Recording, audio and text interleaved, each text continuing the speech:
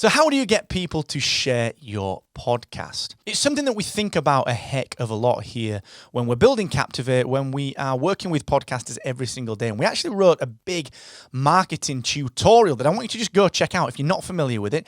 Captivate.fm/marketing. We talk about this, and it's something we are going to dig into right here, right now. Shareability and discoverability are just vital to the marketing of any podcast. They are absolutely vital component pieces to any podcast marketing strategy, and they are the core tenets of podcast growth. Okay, we know that people like podcasts, and we know that people want to talk about podcasts, and we know that people want to get involved in sharing the podcast that they love. The trouble is, in my view, there are a couple of things that we need to overcome. First and foremost, let's break those down. There are the emotional triggers that we have to hit in order for people to want to share our show. And number two, there are technical obstacles. There are technical barriers that we've got to overcome in order to get people to share our show.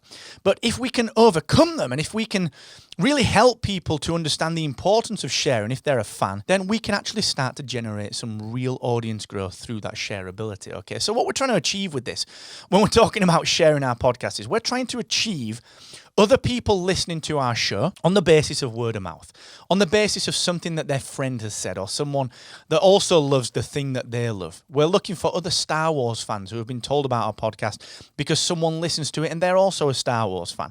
That's the kind of virality that we're trying to build into our podcast. So let's dig into these two problems that we face when we're thinking about sharing. Okay, number one, we've got to hit some emotional triggers, all right? We've talked about it before.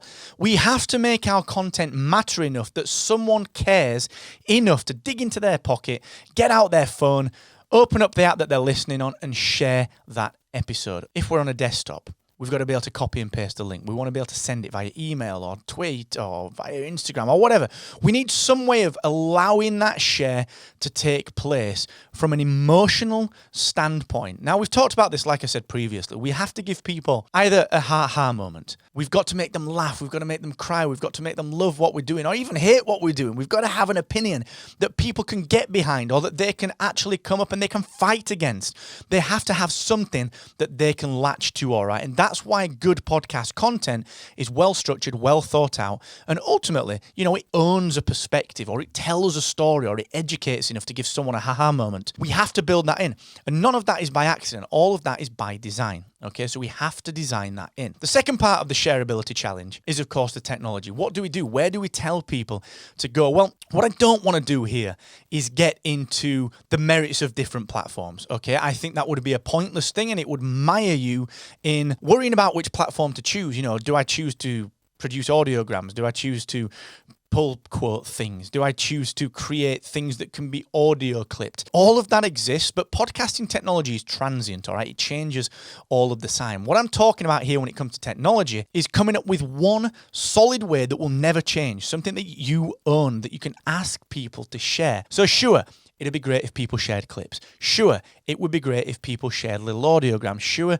it'd be great if people shared pull quotes. But the problem is, unless we can be sure that those things are always going to be around, there's no point building a marketing strategy around them. What we have to do is own that share. So what I would recommend that you do is that you create something that I call a single subscription link. Okay, now there are a few services that allow you to do this. You can create it on your own website using WordPress, or you can use the free built-in single subscription link that you get with Captivate podcast hosting. It's a completely free thing that we just include.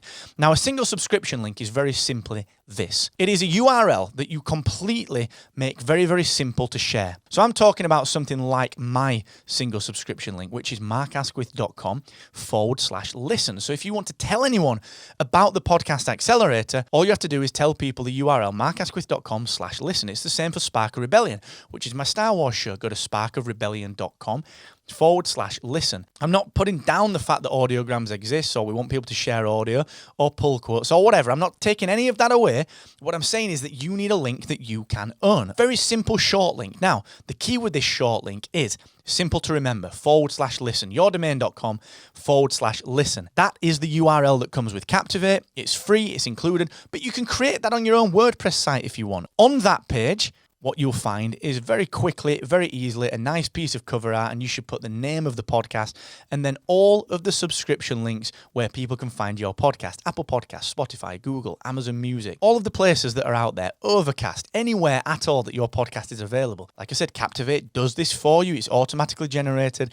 But even if you create this yourself on your own WordPress site or another site, make sure you create it and then make that the thing that you tell people to share. So when you hit them with an emotional punch or an aha moment or something that they think, wow, this is great, of course, it would be great if they shared that particular bit. We can't always control that, okay? So what we have to do, in my view, is give them something to fall back on that we can always control, which is this /listen page. markasquith.com/listen. sparkofrebellion.com/listen. Go and try those links out now. You see what I mean. Podcast shareability, we can't always control it, but what we can do is give our podcast the very best chance of being shared, and that will allow us to grow our audience organically and through word of mouth, okay? And what we're trying to do here is give people that education, that emotional punch, that aha moment. We're going to ask them to share. We're going to ask them to share. We're going to ask them to share, and we're going to ask them to share again. And we're going to make it very easy to do so by giving them one simple link that they can share. yourdomain.com/listen. All right. So try it. It's something else in your podcast marketing arsenal. And I think you should be doing something like this in every single episode.